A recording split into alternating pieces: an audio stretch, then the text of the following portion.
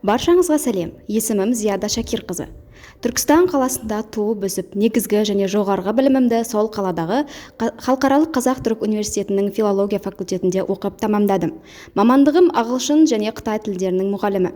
Қазіргі таңда ғылыми дәреже алу мақсатында Оңтүстік Қазақстан мемлекеттік педагогикалық университетінің магистрантымын.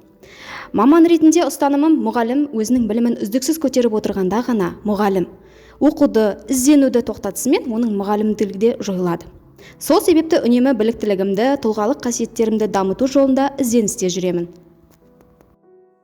Өмірдегі көп мамандықтардың ішіндегі икемділікті, білімділікті, шеберлікті, мейірімділікті қажет ететін мамандық ұстаздық. Бұл мамандық адамнан аса жоғары білімді ғана емес, рухани күш пен табандылықты және батылдылықты талап етеді. Мен ұстазбын. Ертеңгі күннің еңселі ұрпағын саналыққа қарай бағыттау менің міндетім. Ол үшін білім де, әдіс пен тәсіл де, арнайы дәрежеде маңызды емес. Ең әуелі адамдықтың шынайы бейнесін шәкіртке көрсете білу керек. Мейірімге мұқтаж мына заманда мұғалімнің берері мол. Қаталдық қағидасы бұл күнде өз мәнісін жойған. Себебі бүгінгі қоғам тым күрделі, оқушы психологиясы да соған сай қиындау.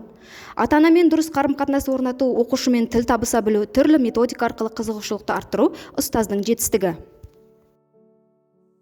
Мамандығымнан бөлек өмірде де ұстазбын. 3 ұлыма бағыт сілтер ана ұстазбын. Жарыма қандай жағдай болмасын жақсылыққа жол сілтер ұстазбын. Отбасым менің бақыт мекенім. Ел болашағы жақсы болсын десең, ұстаздың жағдайын жаса демекші, өз ісіне жауапкершілікпен қарайтын заманауи ұстаздар ешқашанда білімнің туын төмен түсірмеуі керек. Ендеше мен де әрдайым оқушылармен бірге болып, оларды тек қана алға жетелеуді мақсат етіп қоюдамын.